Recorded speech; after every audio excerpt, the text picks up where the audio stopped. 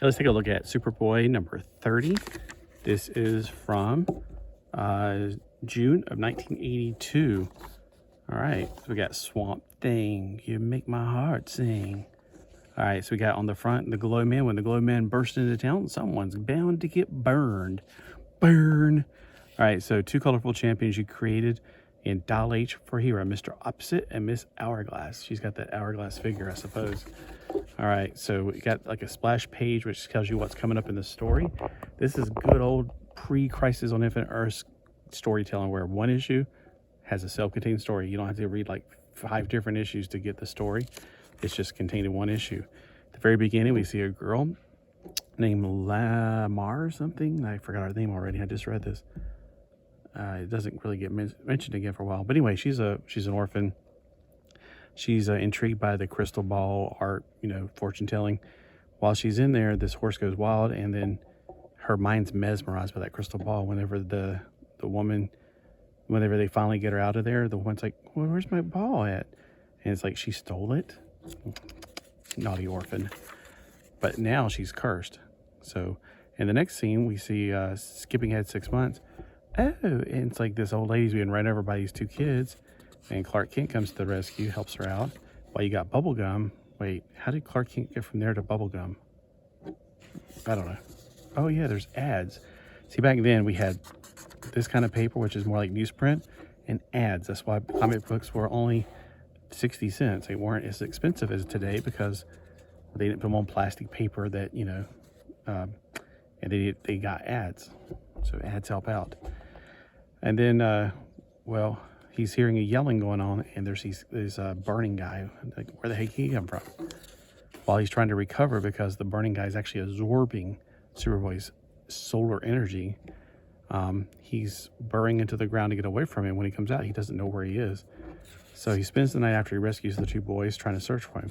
The next day, Rachel Lamar just shows up out of nowhere. So our girl at the beginning just shows up, and all the guys got the eyes for her. But she's got the eyes for Clark. How does he know her name? How does she know his name? Well, we'll find out later.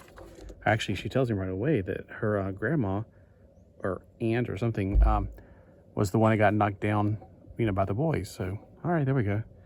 While he's, and then, Lana's not having that.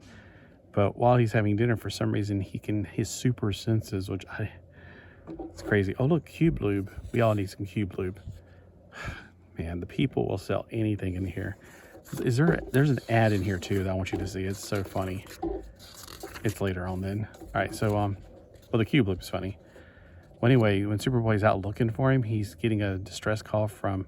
He's getting a distress call from the chief of police, and he's like going, "This is it.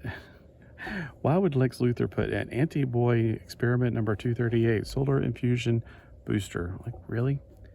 So he thinks that this thing is what may have created that fire guy. And then there he is again. There's the fire guy. So the next day he's walking her to school and she's wanting a birthday kiss. But before that happens, the fire guy runs by. And Superboy pushes her out of the way. And of course, his clothes are made out of flammable, resistant, whatever, air friction, emergency, super speed flight. That's for protection against that. All right, so he pretends to be sick so he can go off and fly looking for that fire guy. And one thing he noticed was he looked like he was the same guy that was running named Bash, a teammate on the football team. So he's like, maybe it's Bash. And he goes over to Bash's house, and the parents are like, I don't know where he is. We haven't seen him. 2 + 2 = 4. So, by the way, she also gets sick and runs out. So Superboy's like, well, you know what? If he gets his power from the sun, why not block out the sun? So he puts black crystals to fill the air so everything turns black. They're like, oh, I didn't know it was going to be a solar eclipse today. Then they see that cloud descending. Yeah. Oh, those small town people, they don't have a clue what's going on. So since he's the burning guy's starving to death because there's no sunlight to fuel his energy, he's actually seeking after the only other solar powered guy, Superboy. And then of course he's flying after Superboy, who's running away, and then boom, catches him. But he's sneaky. Superboy replaced him with a super robot while he was sneaking around. So he's absorbing nothing. He's absorbing electricity, which I guess is not his toast. And he ends up turning back to Bash, and Bash doesn't remember a thing. He just remembers like the cabin, and that was it. So he gets Bash back home. I guess it's over. I don't know why he didn't go, we need to experiment on you and figure out what the heck's making you do this. But anyway, so he's going over to the Judy Lamar or whatever, Lamar, whatever her name is. Sorry, Judy Lamar's a girl I used to go to school with. And see what's wrong with her. And he's saying something about, well, I know that you are the same person, Rachel Lamar. That's it. This woman is Rachel Lamar. She's like, well, how did you know? It's like, because the rhythm of your heartbeats is like a fingerprint. And then, just like you knew from the first meeting, I was really Clark Kent. She's like, oh, and she tells the story about how she got the crystal ball and it cursed her with old age. And for 6 months, she has just been looking for Superboy, thinking, oh, the only way to break the spell is to receive an unearthly, like an alien, kiss from a hero.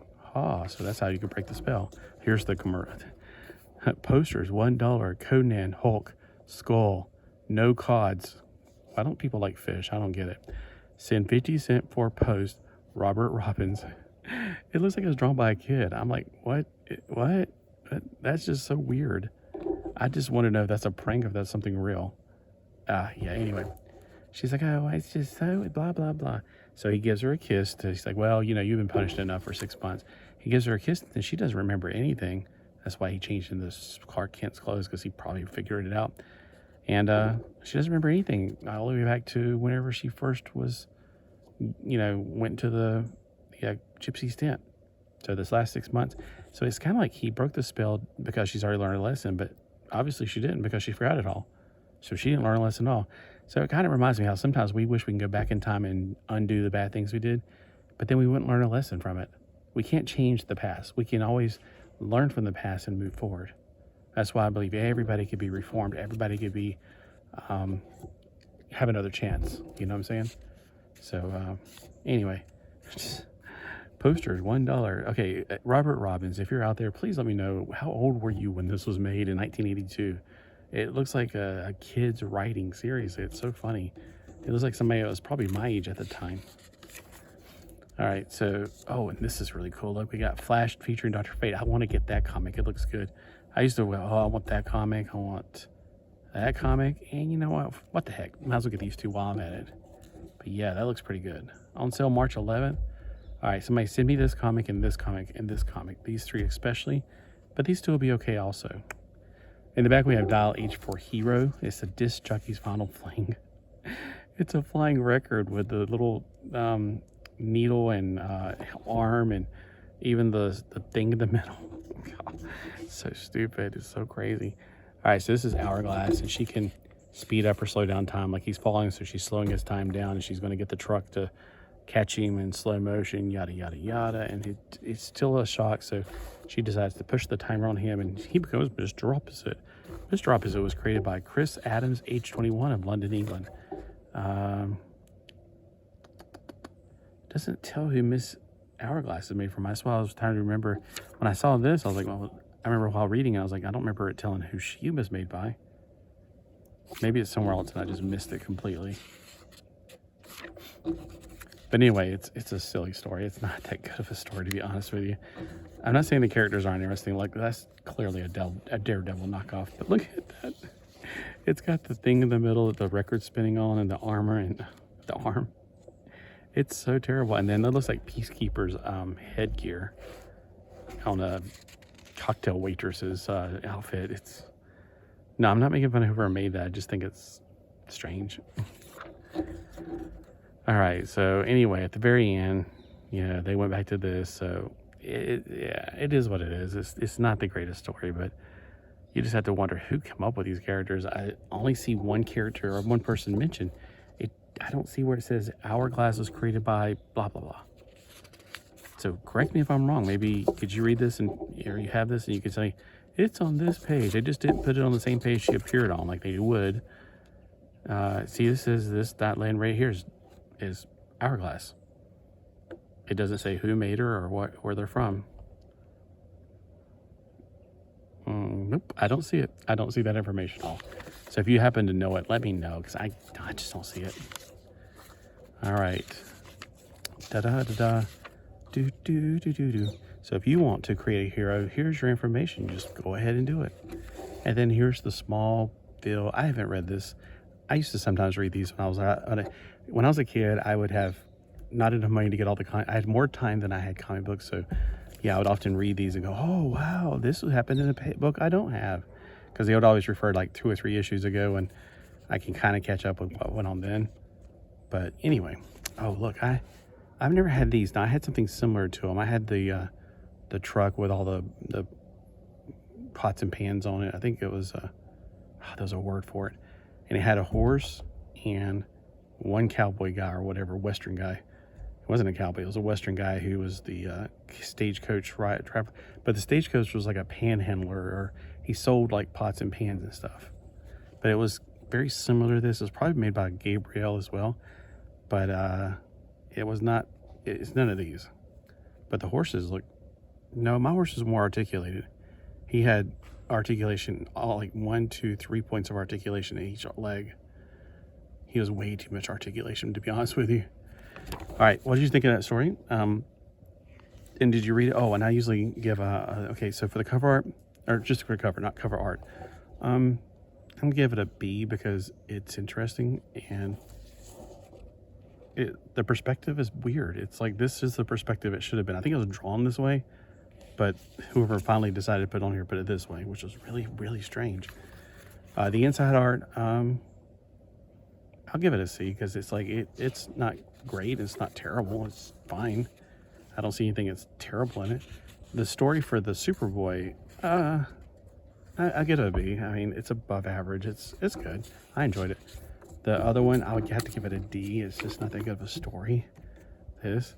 And then the overall concept for the Superboy, I'm gonna give it a C. It's just, there's a lot of plot holes in it, and there's a lot of, I feel like I've read this before kind of story, and I may have read this before back when I was a kid. But look, I mean, that right there just makes me go, my gosh, that's just so bat, like bat phone and everything being labeled. It's just a little cheesy, very campy, very cheesy. All right. Again, let me know if you agree or disagree about the grades I give and what you would give a grade for this.